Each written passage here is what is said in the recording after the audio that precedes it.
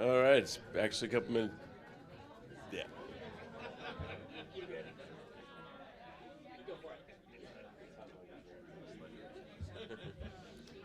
Morning, everyone. If you want to please take your seats.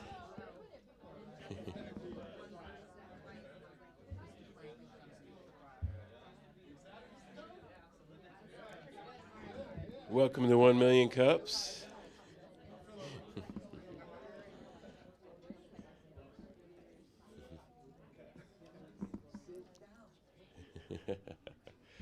You don't even have to sit. Just stop talking. um, all right. Good morning, everyone. Um, I'm MC today, Paul DiDiego of Pizza Paul's Perfect Pies.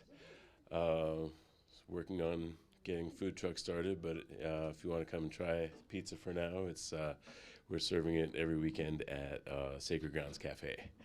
So, um, let's see. So 1 Million Cups, as most of us know, is a entrepreneurial support foundation, started by the Kauffman Foundation, and we meet here every Wednesday morning. Well, not the last 2 weeks of this month for the holidays, but we'll be here this week and next week. And yeah, thanks for coming in. I'd like to thank our coffee roaster. This is Kirsty Logan of Sleepy Turtle Coffee Company.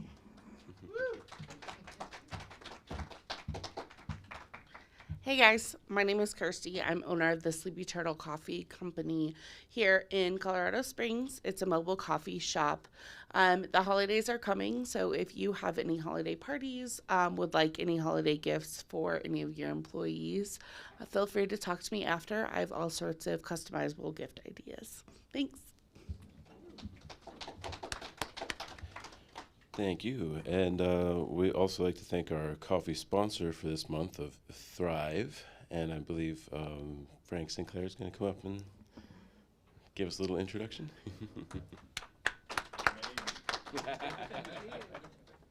Thank you. Well, I didn't know I was going to do this until they made me. Yeah, until a minute ago. But anyway, I was on the board of directors for Thrive. Thrive is an incredible organization here in the city that's really trying to uplift and position entrepreneurs in a space where they can run the good race of entrepreneurship. If you don't know about Thrive, go on the website, take a look at all the extraordinary work they're doing in the city. And if you need support, for your entrepreneur journey, I think Thrive really concentrate on the Southeast sector more, but support them any way that you can as you find out the great work they're doing in the Springs. Thrive Network. Thank you guys for being awesome entrepreneurs. Thank you, sir. And at this, we'd like to also thank our coffee cup sponsor for the SBDC and BBB. Anybody here from there today? Well, thank you anyway. It's all right. Well, without further ado, I'd like to introduce our first speaker here. It's Benji Toe of Head to Toe. Would you? Oh, you're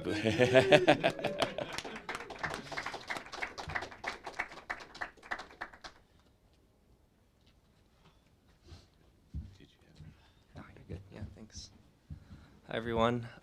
So this is my 1-year update presentation. I got to do this last year with Moises Taylor at the other location, and so I'm just excited to update everyone on where I'm at in my business. This has been quite a ride of a year.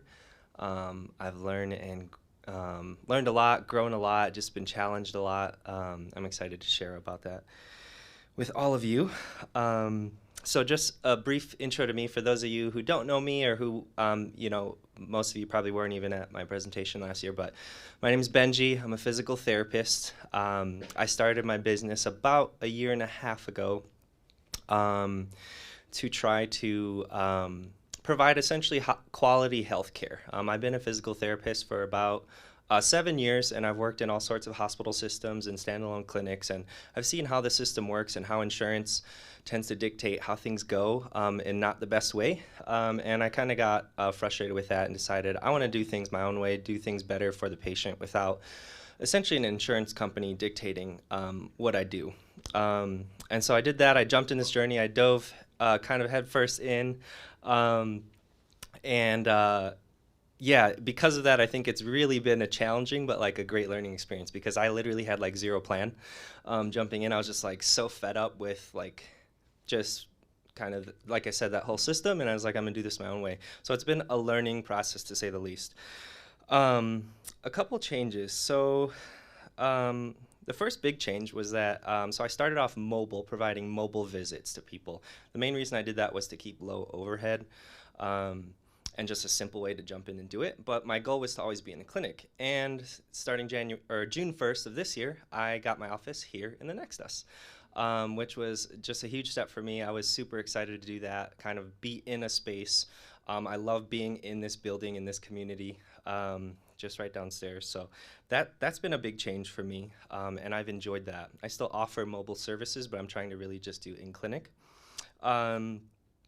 The other big thing is that I started doing coaching with Frank Sinclair, who just spoke a second ago. Most of you probably know him. And that was just so pivotal for me. Wow, like I said, because I dove first in with this business, I had a lot to learn and made a lot of mistakes. He just really helped kind of ground me, and I feel like just center me in terms of figure out like who I am, where I'm going with this, and he helped me basically define my vision, mission, and values, which was just huge for me, because I feel like as an entrepreneur, and as a new entrepreneur, I was like just all over the place because I didn't really make a plan. I was like constantly grasping at like watching what other people were doing and saying, okay, maybe I should do this, maybe I should do that. And just so many voices like in my head, and I felt so scattered and just kind of overwhelmed at times. Working with him just really helped me focus and figure out, okay, who am I? What do I value? Why am I doing this? And where am I going with this? And he helped me really define that in such a concrete way, and I just really feel like it grounded me. Where am I at with time here? Halfway. Okay. I should have had this. I'm going to just read my vision and mission. Should have had a plan. Yeah. Yeah, see? Here you go. This is me right here. Just jumping in. Let me read this for you. This is on my website, but here we go. Okay, so my vision is to be the brand that transforms healthcare from a transactional and numbers-driven machine to a relationship-based, patient-centered experience where patients feel seen and heard, receive personalized and quality care, and find long-term results and empowerment to be healthy, active, and well. So that's my vision. I'm not going to read the mission just because of time, but my values are authenticity, compassion, justice, and integrity. And so just defining those really helped me, just like I said, feel grounded. A few kind of updates in terms of where I've come with like just like service offerings. So not only being in the office, but now I offer dry needling. I got certified in the spring of this year. For those of you who don't know, it's very similar to acupuncture. It's basically a treatment that can be very effective for different injuries and for pain, inflammation, and muscle tightness. I also started offering employee wellness workshops geared towards teaching employers and employees injury prevention, and I essentially have two different variations of that. One is for warehouse workers, or people who just lift a lot, do a lot of manual labor, and teaching them how to lift safely and effectively, how to protect their spines, stay healthy, prevent injuries, and all that. And then the other version is people who work, who sit all day for work, like office jobs. And so, you know, different kind of stress, you know, walking them through posture and stretches and mobility and that kind of thing, but all geared towards injury prevention. And then the third service is what I'm calling a movement optimization visit. So traditionally, my bread and butter is working with people who are injured. That's just what I've always done, where I thrive, and I love doing that. But I want to work more in the wellness space. And so getting people essentially before they're hurt and teaching them how to stay healthy, prevent injuries. And I decided to do that by offering this visit, which is basically for anyone who just maybe has old injuries or things that kind of pop up here and then. They may not have a new injury or something that like they're acutely needing help with, but they're just like, I want to take care of my body. I want to stay healthy from a movement perspective, and I want to prevent injury. And so that's a new kind of service I'm offering. Yeah, and then I guess the last thing is, before we take questions, is I also kind of started a side business called Total Boxing, which that's my last name is TOH, so it's TOH, Total Boxing. I have done some amateur boxing, and it's more like a side venture. Something I've always enjoyed is boxing, and so teaching boxing lessons essentially. So a lot of things, a lot of like changes, but excited to, I guess, see where I go from here. So yeah, that's me. Thank you.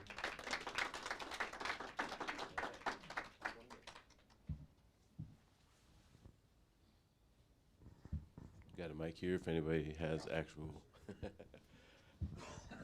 Here we are. One, I think it's great that you went for it, even though you didn't have a plan or anything. You know, I don't know any entrepreneurs that do that. None.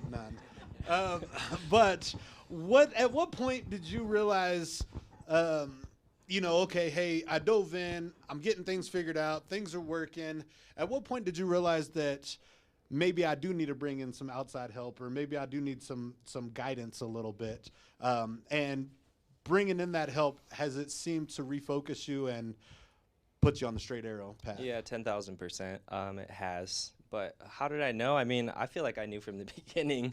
Like, it was just struggle from day one. But I was like, I'm going to try to figure this out. Also, I didn't plan it financially either. So I was just like, I tried to start super low overhead. So that was like part of it. I wanted to like at least have like some income and know I had like something to run with. And then once I was like, okay, I can kind of fit this into the budget, is essentially when I decided to do it.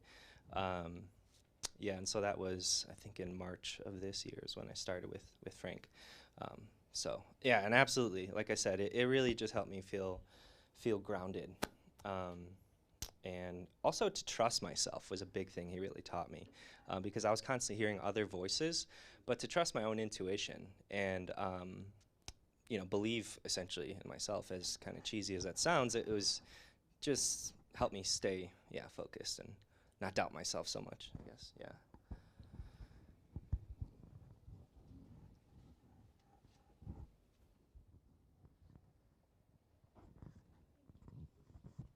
Hi, Benji. Hi. I want to say, first off, thank you, because whenever I first met you, I was dealing with very much the same situation that you're describing in the beginning. Very much jumped into this whole thing unplanned, didn't know what I was doing, and it was really encouraging to meet you and to know that it's kind of where people start and it's okay, and just to keep going. So thank you for that, first of all. Second, I kind of want to ask about your movement optimization visit. When someone comes in for that service, how does the consultation go? Would you ask me, like, what are your hobbies? Do you like to ski or garden? And then we kind of come up with movement optimization from there, or? Yeah, that's exactly it. So I would start with asking questions to figure out, what kind of movement the person both requires in their life, whether that's like a job or just hobbies, like if they want to play sports, to figure out kind of where their demands are, and what their goals are. And then based off of that, I would kind of customize a session and do an assessment of their body. So say, for example, someone told me they wanted to, play a sport, let's say basketball, okay? And maybe they've had a recurring like hamstring strain injury over the years, but it's not an active thing. So I would focus in on assessing kind of those pieces, but knowing the demands that basketball places on a body, I would customize a program. Essentially, the goal of it would be to create programming. So kind of creating an exercise program that's going to specifically address both their weak points from maybe the past and in their bodies, and then also just optimize. Like I said, I like that word optimization. So they want to play basketball, they need to have strong legs, they need to have certain mobility, they need to have conditioning, right? And that's going to look different for every sport, every job, etc. But that's how I would kind of tailor it to them.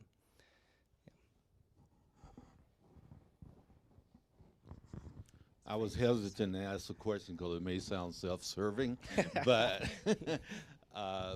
in your journey, where you are today, Benji, because I'm biased, but I believe that you're the best PT in the community. Didn't pay him to say that. He hates for me to say that. You're incredible in the space that you're in.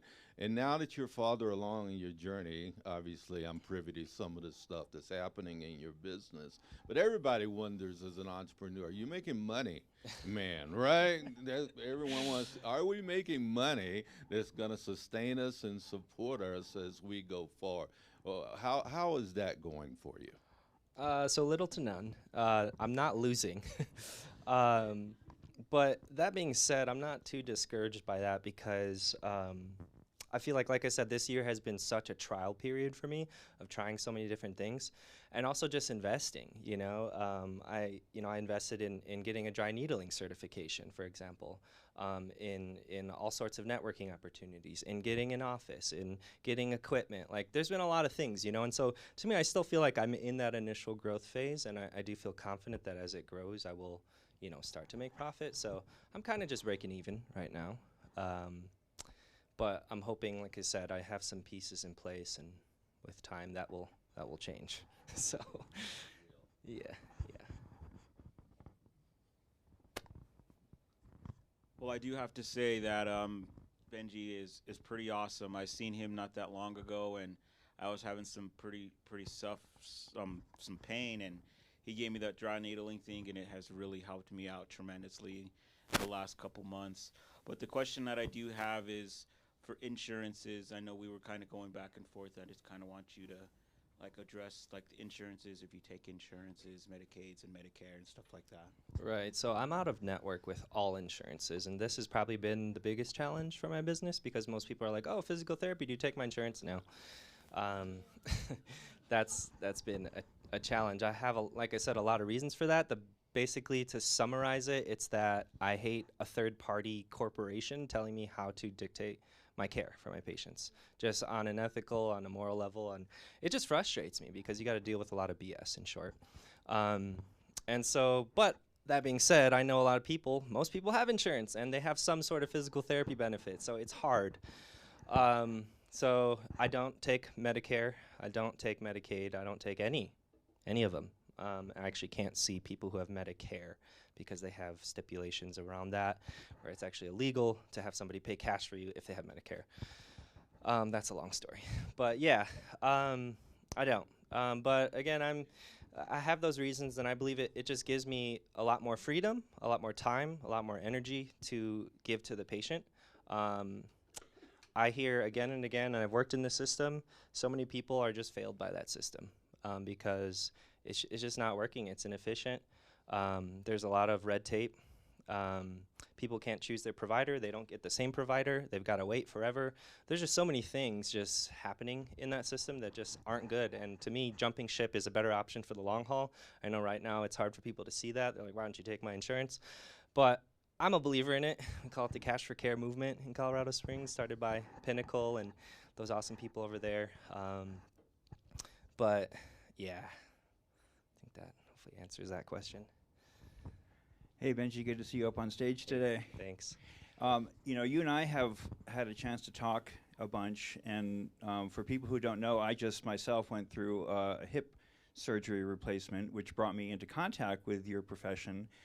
And surprisingly, previously, I never knew what your profession did, even though I've been in and around, the health and wellness field, and that's the field that I work to support. But I didn't really know what your profession did. And so I've kind of noticed two opportunities, and I wonder how you might be responding to these.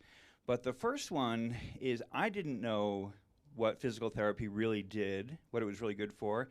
And I also noticed that my doctor did not. My doctor actually did not know. Mm-hmm. And when this all first emerged for me, it just all of a sudden popped into my question because, like I said, I am, have been around the field, and it's like, oh, what do you think about physical therapy? And they're like, oh, yeah, maybe so. And even at that point, they knew that I had a hip injury of some sort, but they didn't instantly. So the reason why I bring this up is that one of the biggest opportunities that I see, and I'm curious how you're responding to it now, is in education.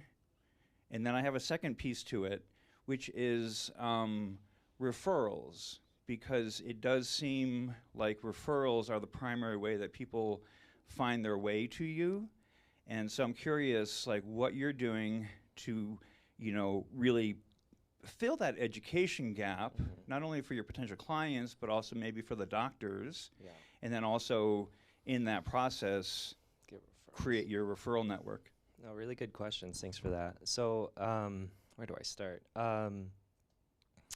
Yeah, I mean, our profession has changed a lot, physical therapy. There's a lot of different perceptions out there. And you're right, a lot of doctors even aren't aware of it, or they have a certain idea of what it is or what it isn't.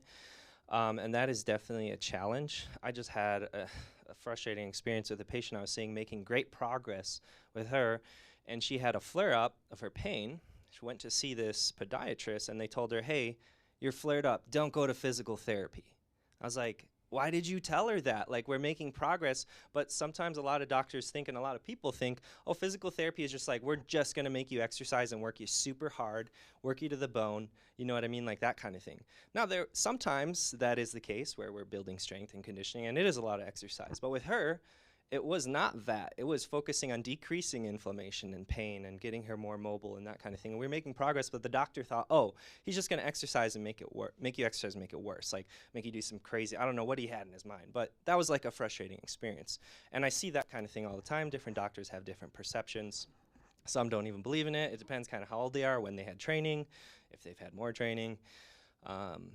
And then just the general public, I think that reflects in the general public's perception of physical therapy. So it's Here's the question. Yeah. What are you doing? And if you're not doing anything, that's okay as well. But are you doing anything to grab that opportunity? Because it seems like a real opportunity. It's like people don't know. Yeah, I want to. I don't know how. I mean, post stuff on social media and stuff and try to educate. I have a very small audience right now, but that's one way I try to do it, just on my social media platforms. And just everywhere I go, at every networking meeting, when I talk to people, I try to explain to them, what it is and what it isn't and that kind of thing. So yeah, in terms of referrals, traditionally they do come from physicians. But I find a lot of, and that's good for me. I do get some referrals from physicians, which is great, but not all. And I actually really like getting what we call direct access referrals, so just direct to the patient, because in the state of Colorado, physical therapists have direct access, meaning we don't require a doctor's order for physical therapy. I like to educate on that piece too. A lot of people think they need to get a doctor's order. You don't. My license covers me and all that, and I can see a person directly. So I do prefer that, but that just comes down to the challenge of, direct marketing, finding those clients, getting in front of them and teaching them. And that's what I'm trying to do with, like I said, social media, with networking, with various kind of marketing and advertising attempts to try to teach people. Does that answer that? Yeah.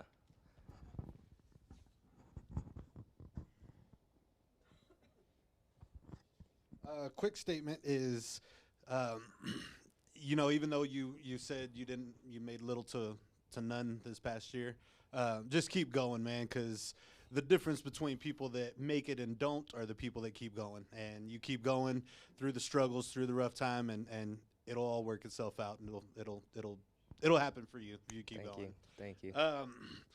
Also, have you thought about, because it seems like not taking insurance is a little bit of a risk and a little bit of a financial Huge risk.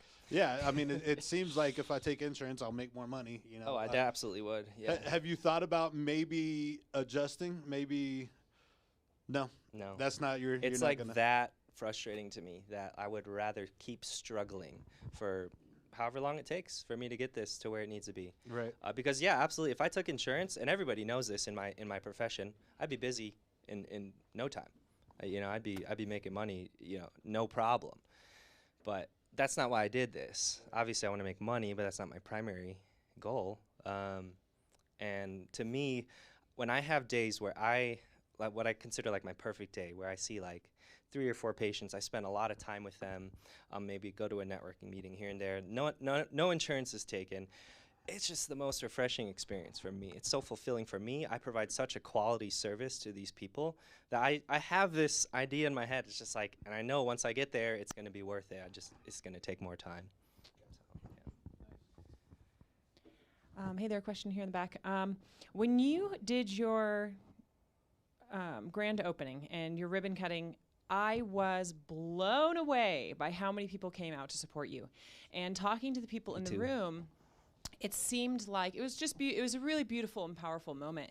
And it seems like you are working really hard to network with other people who are on the same path that you are with this Cash for Care. And so I feel like that kind of is the movement that you guys are making. And in that, you're creating the referrals with professionals who are going to find the people with the injuries and are going to know to refer you and are going to all be on the same path with the same kind of integrity, the same kind of mentality, the same kind of level of care. So do you feel like you guys are banding together and those same networking efforts that you were making at the beginning of the year are holding steadfast? Do you feel like that you guys are building and growing in that same path? Yeah, I would say so. Yeah, and thanks for bringing that up. I felt so incredibly supported at that grand opening, and thank you to all of you who did come out.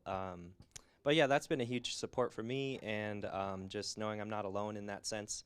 And I do get a lot of referrals from those people in the allied health or fitness world, you know, massage therapists, chiropractors, personal trainers, etc. Right? But yeah, I think we're slowly but surely building momentum. It is a challenge. It's a challenge because we're up against, like I said, the big system and the health insurance and everything else. But man, I love the passion. I love the vision of where they're going with it. And I'm like, hey guys, I'm here with you for this ride. Let's go. And I'm pushing. And it's hard to see the light at the end of the tunnel, to be honest, right now. But I'm here for it. You know, I'm ready. I'm not done yet. We're gonna keep going. So. Yeah, here's a mentality I think you should address when you're looking for clients in the future. To me, PT doesn't mean physical therapy. To me, PT means pain and torture. Thank you for bringing that up. I've heard that so many times in my career. That's one of those perceptions where I'm just like, ugh. Now, sometimes I think where that actually applies is when a person has had surgery and they just need to, like, their knee is stiff and we just need to mobilize. We're not injuring it. We're not hurting it. It's just stiff and it's going to hurt because they had surgery. And so there's that piece. I think that's where that comes from. However, that has bled over into our entire profession because the reality is we don't just see people after surgery. That's like the traditional route. So, yeah, that's a tough perception to deal with because that's definitely not my approach. I try to teach people because people come to me and be like, why would I go see you? I'm hurting. Like, or they'll tell me, hey, I can't come in today because I'm hurting. I'm like, no, this is the perfect day to come see me, you know, because you are hurting. I want to work with that. And I consider myself a movement and a pain expert. I like to work with people who are acutely in pain.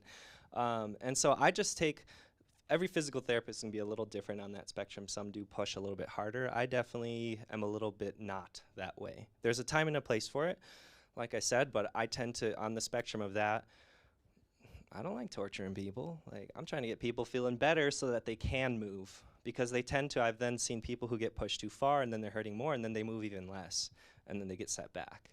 So, yeah.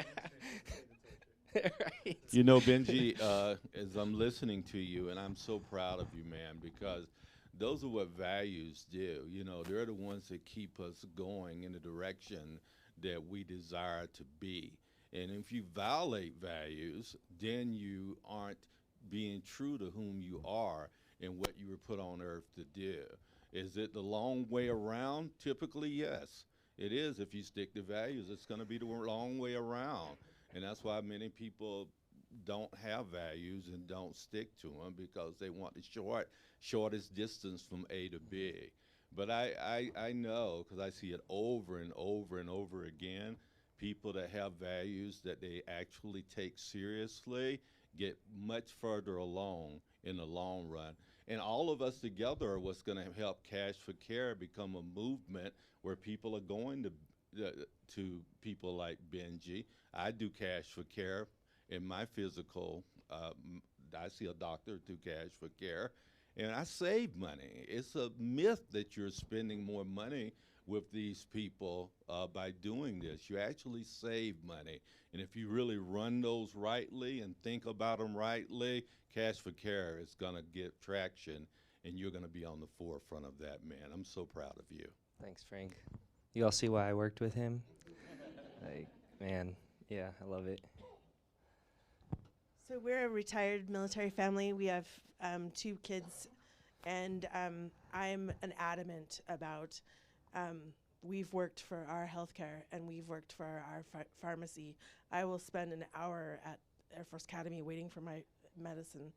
But it was funny yesterday. Somebody was worried about cash for care stuff, and she's a drug rehab person, and I'm like, I don't even think twice about texting you, and it's fast, it's easy, it's painless, it's less stress on me. Like I'm an entrepreneur too. My hourly rate, sitting around waiting for TRICARE to come back to me to give me whatever I need, or even calling a doctor. But not only that is the care is immediate.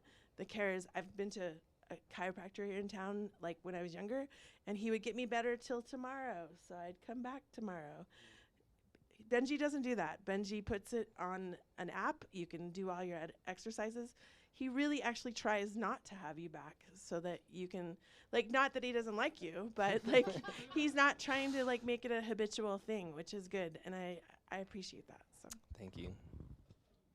All right, I think we have time for the one last super special question.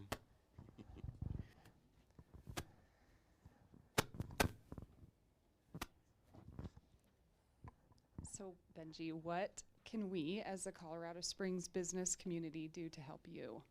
So I have two asks for this. I've thought about this. The first is my selfish little ask. I put little flyers on these tables here. If you or just anyone might benefit from my services, if you could share that with someone, I would appreciate that. And then my second ask is kind of like we're talking about this cash for care, the education, is to just, one, be open to learning yourself, to learn about cash for care and just the options of healthcare that are outside of the traditional insurance system.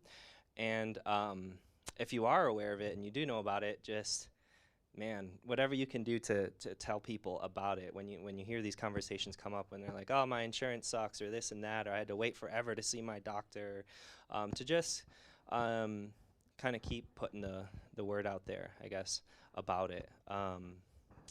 Yeah, and I guess my third ask is, I just came up with it, but essentially my biggest challenge is both getting people in the door and then keeping them in the door. So the guy last week spoke about, as a business promotion thing, they do, you have to acquire clients and then retain them.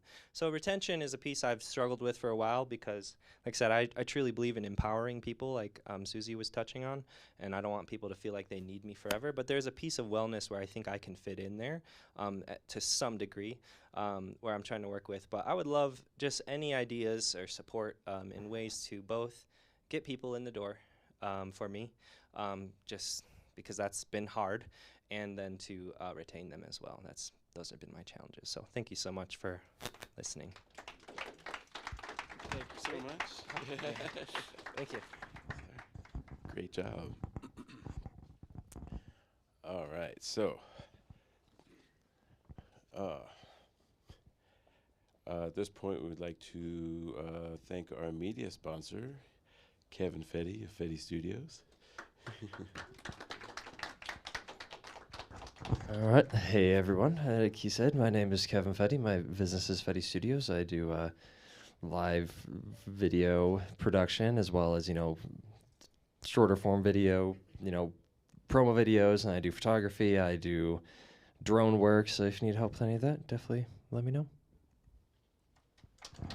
Thank you, sir. All right. Do we have any community announcements at this point?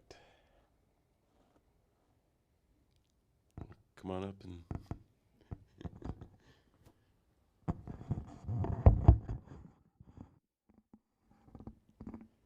we usually have several. Am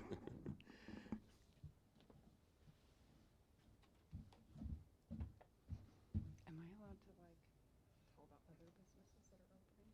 That doesn't have anything to do with mine? Okay. My name's Stephanie. This is my first time here, but I just have a couple businesses, not me, but there's a couple businesses in town that are opening this weekend from other entrepreneurs, and I just wanted to spotlight them.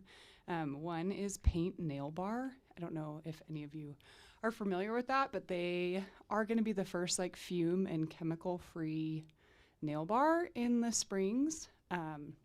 They don't use like typical, I don't know, the supplies that, you know, smell and are heavy in chemicals. So they are going to be the first, fume and chemical free nail salon in the Springs. Their grand opening is tomorrow, and not tomorrow, Friday. And then also Hand and Stone Massage and Facial Spa is opening down south next to the Target in the Cheyenne Mountain Shopping Center. And they are a franchise, but they're locally owned and veteran owned and female owned. And they take safety and like patient safety really seriously. I don't know if they have a massage or facial subscription or membership where you can get one a month, and similar places like Massage Envy that are really popular have really horrific track records on patient safety, especially when it comes to some abuse of therapists. And Hand and Stone is taking this really seriously. They have some certain things in place that you can ask them about that are going to prevent that. They're piloting like a infrared kind of VR like sensor motion capture stuff. So it's not a camera, but like they can tell if, you know, someone makes a claim, like, did that really happen, by looking at like a stick figure recreation in the room, which I think is really, really cool. And also like an attention button in all of their rooms if you need anything during your service. So those have nothing to do with me. They're just female owned, really cool businesses that are opening both on Friday as their grand openings this week. So Hand and Stone and Paint Nail Bar.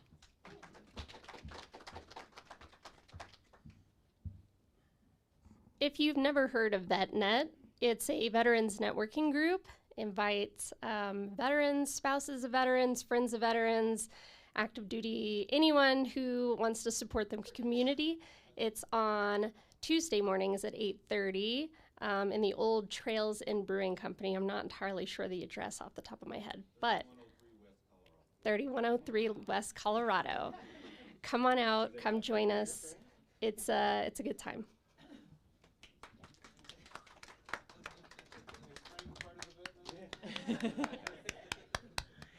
And then just a quick announcement here for the Next Us. We're going to be doing a holiday market. So for those last minute shoppers, not this Saturday, but next Saturday, December 17th from 1 to 4. In the room next door, we're going to have local vendors, local artists, local practitioners offering specials and great local gift options for people who have not finished their holiday shopping. So that, not this Saturday, but next Saturday, December 17th from 1 to 4. And we'll be posting on Instagram and Facebook, so just keep an eye out. And if you are a local vendor and would like a booth, talk to me after. All right, thank you very much. So, I'd like to, we actually have at least one first timer here. Was anybody, any other first timers? Please raise your hands. Welcome. It's great to have you here. Like I said, we're here every Wednesday at 9 a.m., so I'd like to see you again. And as far as our organizers go, can I have you raise your hands as well? Right now, there's the three of us here today, but if you have any other questions, ask us after the meeting. We should have a little networking time. And can we also recognize alumni organizers? All right. So at this point, we're going to have a educational, or a so from Cora Lansky here. Is it? It's not an actual presentation. No. So when your best friend is the lead organizer of 1 Million Cups, you say, yeah, I'll fill in 5 minutes, and then you're a speaker the next thing you know. I found out via email. I love you, Samantha. So I work with Exponential Impact, if you're not aware of who we are. Our mission is to develop the best entrepreneurs humanly possible. And we do that through kind of two avenues of emerging technology and community impact. So my name is Coral Lasky. I manage the Survive and Thrive program, which is our community impact piece. And I'm going to share a few things with you, I guess, to try to get you involved. So the first one I want to share is we have a new system. We've partnered with the City of Colorado Springs and ourselves and T. Rowe Price to create Access COS. And if you go to coloradosprings.myhub.com, register for an account. This is going to be a place where anytime I find a grant or anyone finds a grant that's available for local Colorado Springs entrepreneurs, we're going to share that there. There's a full learning library available so that you can take classes or from anything from finances to health and wellness, all sorts of different things that you can find there. Also, we just launched a week ago the directory feature with Access COS. So, and it will be public facing, so people can go like on Google and let's say you look for, I want to find a veteran-owned insurance company in Colorado Springs.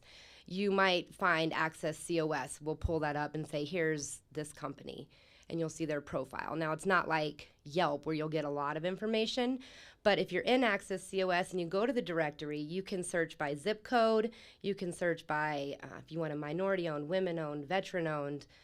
If you want to work in the Southeast, you want to promote or support businesses there, you can find 80910 and find a business that does whatever the service is that you're looking for. So we're trying to get a lot more people. We have about 470 on the app currently. Of course, if we can keep growing that and expand our entrepreneur network, that would be amazing. And then just launched on Monday, Exponential Impact. We have partnered with the Chamber and the EDC here in Colorado Springs, and we have a little over $40,000 in grant money, and $20,000 of it was given from the Office of OEDIT,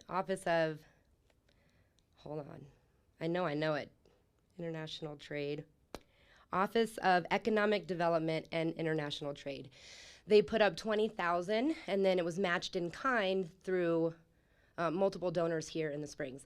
And what the grant is for is any business owner or businesses that were impacted financially from the tragic shooting at Club Q on November 19th. So we just launched that Monday.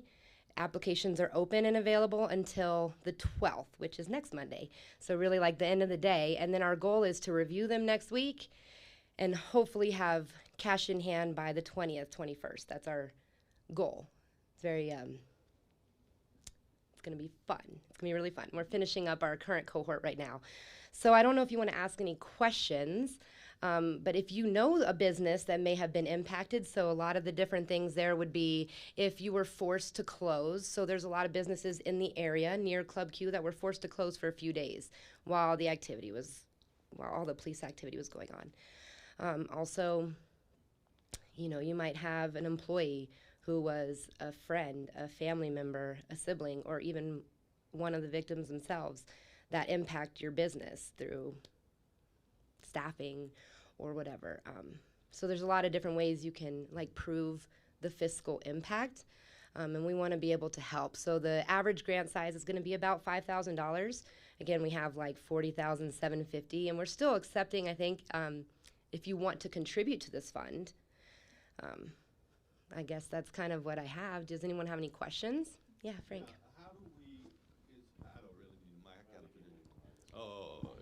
How do we, is it summarized somewhere so we can push the message out to the community? Where can I get that? Yes, so it is posted on Facebook, LinkedIn, it's on social media. It's also going to be on Access COS. But if you go to, I'll send you directly to our site, exponentialimpact.com/business support fund. And I can spell it if you want, I guess. But yes, exponentialimpact.com/business support fund.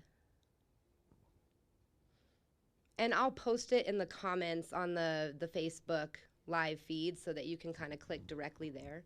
But that'll take you to our website where we just kind of give an overview and the eligibility, but it'll also, you just go to the yellow, click here to apply, and it'll take you to the application. Tried to make it a fairly simple application, right? So just give us your narrative, and we asked for one financial document, something that shows you're a viable business and there was some financial impact. But we'll have 5 or 6 local volunteers, and through Chamber, EDC, and XI, reviewing those applications, like I said, next week. So quick turnaround, but hopefully it helps relieve some of the pressure that some of the businesses might be facing after everything happened. So exponentialimpact.com/business support fund.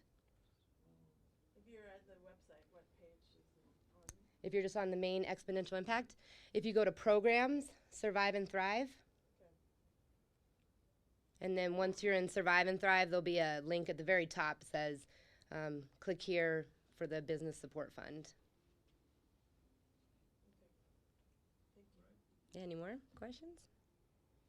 Okay, cool. What's the next like community event that you guys are doing?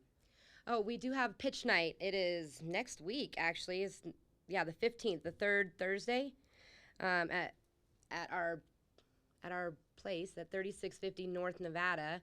We will have a pitch night, so that's always really fun. We usually feed you, and we have some local startup companies pitching or practice pitching what it is that they're doing for their business. What's 15th? It's on the 15th. And the time? 5:30. 5:30 is like when we come together. 6 o'clock is when it really starts, and then it goes to about 7:30. So 5:30 to 7:30, but really it's like 6 to 7. If that makes sense. Do we need to pre-register to be a speaker? No. Well, to be a speaker, I'd have to get in contact with Aaron on that, because I know they're already set up, and I think they're set up for a couple months, but we can maybe get you on. Most of our pitch night speakers are going to be in the emerging technology realm, because XI, that is part of what our accelerator program does, is really help entrepreneurs who are coming up with app development and different things, and helping them refine their pitch and kind of get that idea out there. Whereas my side of the program, Survive and Thrive, is more focused on the local small business owners, if that makes sense. But you don't have a pitch night. We don't have a pitch night, no. I mean, we do. We're all XI, so maybe that's something that'll come. Pitch night for all types of entrepreneurs, not just in that realm. Yeah. You don't have anything for that. Not right now, but that's maybe something I'm going to put on my list of what I can maybe bring to the table here in the future. That'd be awesome. Yeah. Thank you. Cool. Good. Okay.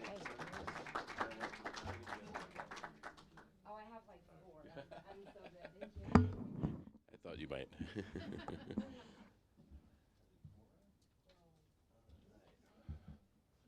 Well, we're going to wrap up a little early today, but we've got room for a little while. If you want to stick around and network, if you want to, please, pick up chairs, clean up around your space. Before we end, I'd like to have Judy Perrin come up and close us out today.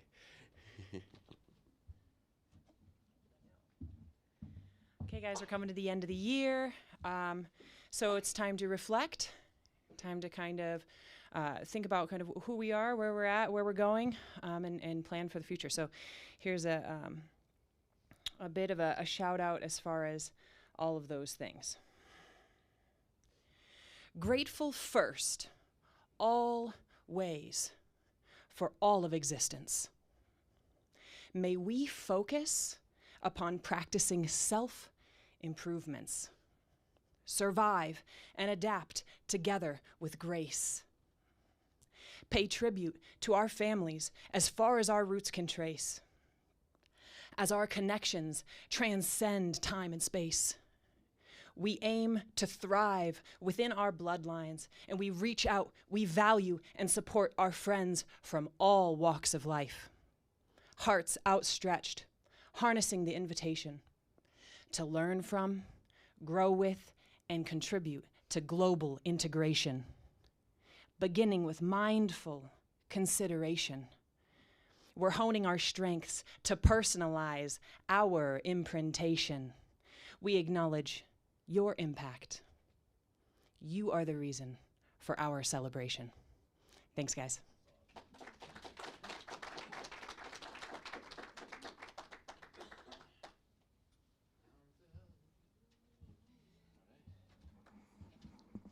Thanks everybody for coming today.